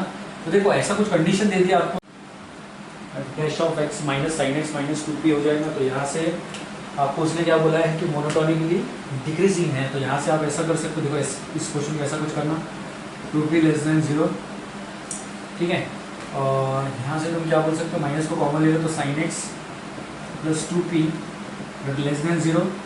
अगर आप माइनस से मल्टीप्लाई करते हो बोथ साइड तो इक्वलिटी चेंज हो जाती है, आपको पता है। यहाँ से minus + 2p greater than sin x + 2p greater than 0 हो जाएगा, क्योंकि यहाँ पे माइनस से मल्टीप्लाई करूँगा तो इक्वलिटी चेंज होती है, आपको पता है। यहाँ पे 1/2 से आप डिवाइड कर दो, अगर आप यहाँ से 1/2 को डिवाइड कर दोगे तो यहाँ से आपको 1/2 sin x + p मिल जाएगा और ग्रेटर देन 0, क्योंकि 1/2 अगर आप यहाँ से डिवाइड करते हो तो 0 × 1/2 तो 0 ही होना है, एंड यहाँ से 1/2 बोलने से अच्छा 2 डिवाइड कर दो तो ये 1/2 हो जाएगा, यहाँ से 2/1 हो जाएगा। तो यहाँ से आप बोल सकते हो sin x का अगर हमने मॉड लगाओ तो देखो sin x की जो वैल्यू होती है, जो sin x की रेंज होती है वो क्या होती है, -1 से 1 के बीच में ये रेंज करता है। तो यहाँ से आप डायरेक्ट बोल सकते हो कि p की वैल्यू ग्रेटर देन 1/2 हो जाएगी। ठीक है, क्यों हो जाएगी, क्योंकि sin x की वैल्यू 1 हो जाएगी तो 1/2 + p ग्रेटर देन 0। यहाँ से आप बोलते p इज ग्रेटर देन 1/2, क्योंकि इक्वलिटी भी चेंज होगी यहाँ पे। तो यहाँ से आप डायरेक्ट बोल सकते हो कि sin x का जो मॉड होता है वो 1 होता है, अगर आप पॉजिटिव लेते हो तो यहाँ से p इज ग्रेटर देन 1/2। तो ऑप्शन जो है आपका बी वाला करेक्ट है। तभी आपको इसमें कुछ डाउट हो तो मैं आपको बता सकता हूँ, कोई प्रॉब्लम नहीं है। बट इंपॉर्टेंट है कि ये जो क्वेश्चन है इस प्रकार के ऐसे ही करने होते हैं, जहाँ पे आपको मोनोटोनिक डिक्रीजिंग लेस देन 0 के लिए आप चेक कर लो और यहाँ से आप आंसर निकाल सकते हैं। ठीक है, चलो नेक्स्ट क्वेश्चन देख करते हैं। तो यहाँ इसका ऑप्शन कौन सा हो जाएगा, बी वाला हो जाएगा। नेक्स्ट क्वेश्चन करते हैं, f(x). आई नो कि वीडियो बहुत लंबा हो रहा होगा, बट क्वेश्चन को अगर हम प्रॉपरली नहीं समझ रहे हैं तो हम टाइम वेस्ट कर रहे हैं, ऐसा होता है वो। क्योंकि देखो एंट्रेंस की बैच ऐसी होती है कि जहाँ पे आपको हर पॉइंट से सोचना होता है। अभी आपको कोई भी काम नहीं है, सिर्फ पढ़ाई करनी है, तो तभी भी आप अगर नहीं कर रहे हो तो मतलब आप वेस्ट कर रहे हो अपनी ज़िंदगी को। ध्यान रखना है आपको, क्योंकि अगर आप प्रॉपरली कनेक्ट नहीं हो रहे स्टडी से, मतलब आपका बेहतर लिंक का टूट रहा है। ठीक है, तो प्रॉपर पढ़ाई करना ज़रूरी है। चलो इसका सोल्यूशन निकालते हैं। तो सबसे पहले मैं f' निकालूंगा। तो f' निकालने के बाद आपको पता है इसका f' जो निकालूंगा मैं क्या मिलेगा, 3 सामने ले लो तो क्या हो जाएगा, 3x² -8 9 2 18x + 12। ये डेरिवेटिव आपको करते हैं तो 10 बार करके दिया, करने की जरूरत नहीं है कि आपको करते आता है। ठीक है, फिर सामने आता है 3 2 6 हो जाता है 6x²। पूछा क्या क्वेश्चन में उसने, मोनोटोनिक डिक्रीजिंग। मोनोटोनिक डिक्रीजिंग पूछा तो कंडीशन वैसे लिख लेते हैं मोनोटोनिक डिक्रीजिंग वाली। अगर आप लेस देन 0 के लिए प्रूफ कर दो तभी मोनोटोनिक डिक्रीजिंग हो जाएगा, कोई प्रॉब्लम नहीं है, ठीक है। लेस देन इक्वल टू 0 के लिए भी वैलिड होता है मोनोटोनिक डिक्रीजिंग, आपको पता है। यहाँ से 6 को कॉमन ले लो, उसको कॉमन ले तो एक्स स्क्वायर माइनस 6 कितने जा 3 जा और कितने 6 2 जा 12, यहाँ से लेस देन 0 6 से डिवाइड कर दो, ये हो जाएगा x square minus 3x plus 2 less than 0। ये आपने इससे पहले भी किया, बहुत बार करके दिया, तो क्वेश्चन सॉल्व करके दे रहा हूँ ताकि आपको डिवाइड हो जाए। यहाँ से 2 की ऐसी एडिशन ले लो कि माइनस 3x आंसर आ जाएगा, minus 2x minus x plus 2, यहाँ से आप कर सकते हो। यहाँ से आप x को कॉमन ले तो x माइनस 2, यहाँ से आप माइनस को कॉमन ले तो x माइनस 2 लेस देन 0, तो यहाँ से आपको क्या मिल रहा है, यहाँ से आपको मिल रहा है x minus 1 x minus 2 less than 0। कोई गड़बड़ तो नहीं की, बात देख लेते हैं प्रॉपर, कोई प्रॉब्लम नहीं है, ठीक है, कोई प्रॉब्लम नहीं, x माइनस ओके, कोई प्रॉब्लम नहीं। अभी इंपॉर्टेंट है, देखो x माइनस 1 और x माइनस 2 ये आपके 2 पॉइंट्स हैं, मतलब इसकी जो रेंज क्या बनेगी, देखो यहाँ पे x माइनस 1 इक्वल टू 0 तो 1 मिलेगा, और यहाँ पे x माइनस 2 इक्वल टू 0 मिलेगा तो क्या मिलेगा 2 मिल जाएगा। इसकी जो रेंज आएंगी वो क्या मिलेंगी, सॉरी यहाँ से 2 के बीच में, हाँ ठीक है। तो इसकी रेंज किसमें, क्योंकि देखो लेस देन 0 बोला है, इसलिए रेंज मैंने इसलिए, अगर ग्रेटर देन 0 बोलता तो मुझे उसको यूनियन के फॉर्म में लिखना होता, अगर मुझे ग्रेटर देन 0 बोलता तो मुझे किस में लिखना होता, यूनियन में, और यहाँ पे लेस देन 0 बोल दिया तो आप ऐसा लिख सकते हो, आप इसको ऐसा भी लिख सकते हो 1, 2 ऐसा भी लिख सकते हो, क्योंकि हम ऐसे ही लिखते हैं ना x बिलोंग्स टू 1, 2, और इसको अगर हम लिखना ओपन इंटरवल के फॉर्म में तो 1 is less than x less than ऐसा भी लिख सकते, ठीक है। तो क्वेश्चन बहुत ईजी था, कुछ नहीं था इसमें। नेक्स्ट क्वेश्चन देखते हैं। नेक्स्ट क्वेश्चन क्या बोलता है, नेक्स्ट क्वेश्चन में बोला गया है कि अगर आपके पास एक फंक्शन दिया है, उसने x square plus 2x minus 5, ये स्ट्रिक्टली इंक्रीजिंग है। अब स्ट्रिक्टली इंक्रीजिंग है तो क्या होता है देखते हैं हम। तो सबसे पहले क्वेश्चन देखते हैं, F of x equal to क्या है, x square plus 2x minus 5, क्या बोल रहा है, स्ट्रिक्टली इंक्रीजिंग है। ओके, कौन से इंटरवल में स्ट्रिक्टली इंक्रीजिंग है, तो चेक करते हैं कौन से इंटरवल में स्ट्रिक्टली इंक्रीजिंग है। सबसे पहले क्या करूँगा, सोल्यूशन लिखूंगा। सोल्यूशन में सबसे पहले क्या करता हूँ मैं, एफ ऑफ एक्स लिख लेता हूँ। आप ये झंझट नहीं कर सकते, आप एंट्रेंस वाले हो तो डायरेक्टली आप एफ डैश ऑफ एक्स निकाल सकते हो। तो यहाँ से अगर मैं एफ डैश ऑफ एक्स निकाल लो तो F dash of x equal to क्या हो जाएगा, देखो एक्स स्क्वायर का डेरिवेटिव 2x और ये 2, 5 का डेरिवेटिव 5 का डेरिवेटिव 0 हो जाता है। यहाँ पे 2x plus 2 greater than 0, 2 common ले लो, x प्लस 1 ग्रेटर देन 0, 2 से डिवाइड कर दो तो x प्लस 1 ग्रेटर देन 0, ठीक है। और यहाँ से तुमको जो फाइनल मिलेगा वो क्या मिलेगा, तो तुम बोलेंगे सर देखो प्लस 1 है, दोनों की साइड से -1 से क्या कर लो आप, x की वैल्यू चाहिए ना मैं, तो -1 से क्या कर लो आप, दोनों साइड से ऐड कर दो, तो -1 से ऐड कर दो तो x इज ग्रेटर क्या हो जाएगा, -1 हो जाएगा। तो आपका जो ऑप्शन है कौन सा ऑप्शन है, x इज ग्रेटर देन अच्छा इंटरवल दे दिया उसने, तो x इज ग्रेटर देन -1 है, तो इसका जो इंटरवल बनेगा वो क्या इजी बनेगा, देखो x बिलोंग्स टू -1 है, -1 है तो ये कहाँ से आएगा, तो -1 है तो -1 मतलब यहाँ से ऐसा आ रहा है, ठीक है। तो क्या हो जाएगा, -1 टू इन्फिनिटी बन जाएगा, क्या बन जाएगा, -1 टू इन्फिनिटी ओपन इंटरवल, बाकी तो होगा ही नहीं। देखो -1 इन्फिनिटी टू -1 बोल रहा है तो ये क्यों होगा, क्यों नहीं होगा, क्योंकि उसने क्या बोला है, स्ट्रिक्टली इंक्रीजिंग, क्या बोला है, स्ट्रिक्टली इंक्रीजिंग। तो स्ट्रिक्टली इंक्रीजिंग की बात कर रहा हूँ, किसकी बात कर रहा है, स्ट्रिक्टली इंक्रीजिंग की बात कर रहा हूँ। स्ट्रिक्टली इंक्रीजिंग है मतलब उधर की पॉइंट लेना पड़ेगा ना, तो -इन्फिनिटी तो +इन्फिनिटी। डिक्रीजिंग की बात करता तो फिर हम इधर की ले लेते -इन्फिनिटी टू, डिक्रीजिंग की बात करता तो इस इंटरवल में लेता -इन्फिनिटी टू -1, ठीक है। और थर्ड वाला तो होगा ही नहीं, -1 से क्लोज होता ही नहीं कभी, एंड बीस का भी ऑप्शन नहीं होगा -1 से, ठीक है। तो यहाँ पे आपका जो ऑप्शन रहेगा वो रहेगा बी वाला ऑप्शन करेक्ट रहेगा, ठीक है। ये आपको समझ गया। यहाँ से हम नेक्स्ट क्वेश्चन में बात करते हैं। देखो एफ ऑफ एक्स दिया आपको यहाँ पे x³ -3x² -24x + 5, ये क्वेश्चन दे दिया। अब इसको अगर आपको सॉल्व करना और ये बोला है कि इंक्रीजिंग फंक्शन है, कौन से इंटरवल में इंक्रीजिंग है, तो इंटरवल तो यूनियन में बनना ही 100%, क्योंकि 2 पॉइंट्स आएंगे, 2 पॉइंट्स, हाँ क्योंकि डेरिवेटिव के बाद 2 पॉइंट्स आएंगे। अब 2 पॉइंट्स आएंगे मतलब ये इसका यूनियन लेना पड़ेगा, और यूनियन क्योंकि इंक्रीजिंग फंक्शन मैंने आपको बोला था जब ग्रेटर देन 0 आता है तो यूनियन में लेना पड़ता है। तो चलो इसको सॉल्व करते हैं। तो सोल्यूशन निकालते हैं, सबसे पहले हमें क्या निकालना होता है, एफ डैश ऑफ एक्स। तो एफ डैश ऑफ एक्स निकालेंगे तो क्या होगा, 3x² -6x -24, तो यहाँ से क्या मिल जाएगा, 3x² -6x -24 ग्रेटर देन 0, क्योंकि इंक्रीजिंग बोला है उसने। यहाँ से 3 को कॉमन ले लो तो क्या हो जाएगा, x² -3 × 6 और ये हो जाएगा 3 by 7 के 3 से 21 8 are 24 greater than 0। और यहाँ से जो हमारे को लास्ट वाला आंसर मिलेगा x square minus 2x minus 8 greater than 0। और यहाँ से कुछ फैक्टर करते हैं, देखते हैं 4 2 से 8 गिरा सकते हैं, क्यों नहीं गिरा सकते। x square minus 4x minus plus 2x minus 8 greater than 0। और यहाँ से तुमको मिल जाएगा, यहाँ से x को कॉमन ले लो तो x माइनस 4, यहाँ से प्लस 2 को कॉमन ले लो तो x माइनस 4 ग्रेटर देन 0। यहाँ से क्या मिलेगा x plus 2 x minus 4 greater than 0। और यहाँ से तुम्हारे को देखो क्या पॉइंट मिल जाएंगे।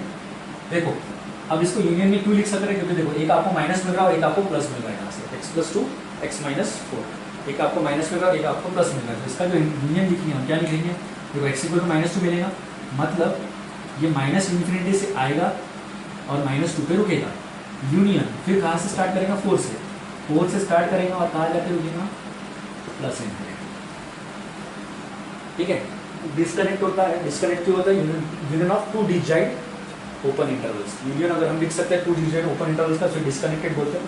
कनेक्टेड नहीं है, कनेक्टेड मतलब एक इंटरवल में एक के साथ एक पॉइंट को अगर वो जोड़ रहा है वैसे कनेक्टेड बोलते हैं। तो ये माइनस इन्फिनिटी टू माइनस 2 यहाँ से आके फिर कहाँ चले जाएंगे, 4 से इन्फिनिटी तक। कौन सा ऑप्शन करेक्ट है आपका, ऑप्शन नंबर फर्स्ट करेक्ट है। ठीक है, तो ये आपको समझ गया, कुछ नहीं था इस क्वेश्चन में। इसके पहले सारे क्वेश्चन इस टाइप से ले लिए हैं। ठीक है, कॉम्पिटिटिव थिंकिंग क्वेश्चन है, कुछ क्वेश्चंस करके दूंगा, कुछ क्वेश्चंस आपको करने हैं। और इसके पहले लास्ट वाले 2 क्वेश्चन छोड़े थे मैंने, आई होप्स आपने कर लिए होंगे। देखो आपको अलर्ट रहना पड़ेगा हर चीज़ में। अगर आप रेगुलर बैच भी कर रहे हैं आई नो, बट ये आपको नोटिस करना पड़ेगा कि हम ग्राफिकली अप्रोच और रीडेबली के लिए कैसा वर्क कर रहे हैं। ठीक है, ओके, तो लास्ट वाला क्वेश्चन हम दे रहे हैं, इसके बाद हम स्टॉप करेंगे। देखो F of x equal to minus 2x cube minus 9x square minus 12x plus 1, ये डिक्रीजिंग है। तो डिक्रीजिंग है तो इसका सॉल्यूशन कैसे निकलेगा, इंपॉर्टेंट है। यहाँ से मैं क्या करूँगा, एफ डैश ऑफ एक्स निकालूंगा।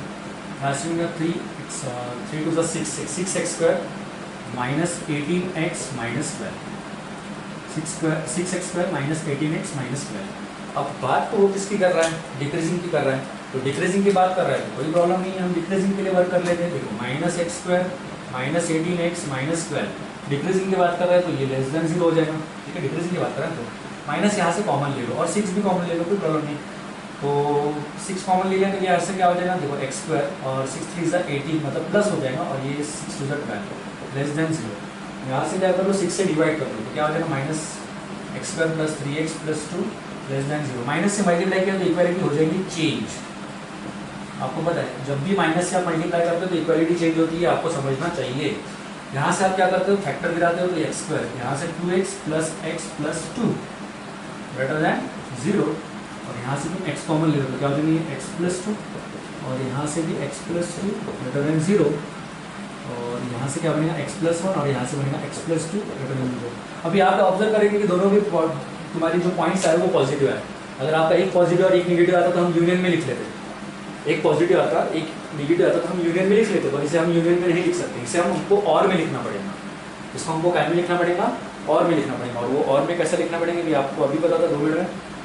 देखो आपको इंपॉर्टेंट है कि और में लिखने का तरीका कैसे होना चाहिए और आपको लिखने का फंडा कैसा होना चाहिए, क्योंकि इंपॉर्टेंट है। यहाँ पे एक नेगेटिव आता और एक पॉजिटिव आता तो मैं इसे यूनियन में लिख लेता, ठीक है। पर यहाँ पे क्या आ रहा है, दोनों भी पॉजिटिव आ रहे हैं, तो इसे लिखना कैसा होता है। देखो एक तो माइनस 2, एक तो एक पॉइंट ग्रेटर देन 0 आएगा, नहीं तो एक पॉइंट लेस देन 0 आएगा। वो कैसा आएगा क्या आएगा तो आपकी बात बताता आपको। इसका इंटरवल लिखने के टाइम में आपको क्या करना है, minus infinity to minus 2 and और बोल दो आप, और मतलब नहीं तो ऐसा लिखो माइनस यहाँ से आ जाएगा तुम्हारा -1 टू प्लस इन्फिनिटी। तुम बोलेंगे सर ऐसा क्यों लिखा, देखो मैं आपको बता दूँ। देखो यहाँ से -2 मतलब माइनस इन्फिनिटी से जब ये आएगा, माइनस इन्फिनिटी से जब ये आएगा, यहाँ अगर मैं माइनस इन्फिनिटी लिख लूँ, यहाँ पर -2, यहाँ पे -1 और यहाँ पे प्लस इन्फिनिटी, तो ये माइनस इन्फिनिटी से कहाँ पे आएगा, पहले -2 पे आएगा, ठीक है। इसलिए मैंने ये लिखा, नहीं तो ये इंटरवल नहीं लिखना आपको, तो माइनस इन्फिनिटी से प्लस इन्फिनिटी लिख लो, ठीक है। तो अब बोलेंगे सर उसने डिक्रीजिंग बोला है, उसने क्या बोला है, डिक्रीजिंग बोला है, तो मैं सर ये इंटरवल यूज़ करूँगा, ऐसा मैं सोच रहा हूँ। तो मैं बोलूँगा देखो इसके लिए ये इंटरवल में डिक्रीजिंग हो सकता है ऐसा, क्योंकि आपको जो पॉइंट मिले दोनों भी पॉजिटिव मिले, तो यहाँ पे आप प्रिडिक्ट नहीं कर सकते कि ये इंटरवल में डिक्रीजिंग होगा, ये भी देख सकता है, ये भी, ये इसमें देगा नहीं तो इसमें देगा, और बोला ना उसने इसमें देगा नहीं तो इसमें देगा, ठीक है। तो यहाँ से आपको समझना चाहिए। तो ये क्वेश्चंस की इंट्रोडक्शन है, आई होप सो सारे क्वेश्चन आपको समझ गए होंगे। कोई डाउट आता है तो हम देख लेंगे।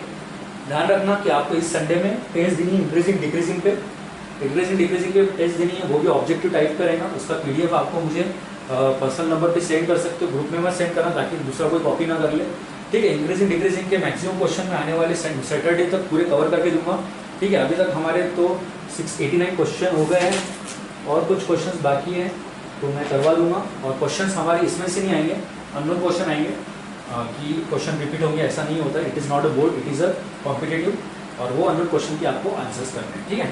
तो यहाँ तक ही था हमारा आज का सेशन। आई होप सो आपको ये सारी चीज़ें समझ गई होंगी, ठीक है। और प्रॉपरली फॉलो करो, एंड जो मैं बोलता हूँ उसे भी प्रॉपरली फॉलो करो ताकि आपको सक्सेस मिले, ठीक है। Thank you.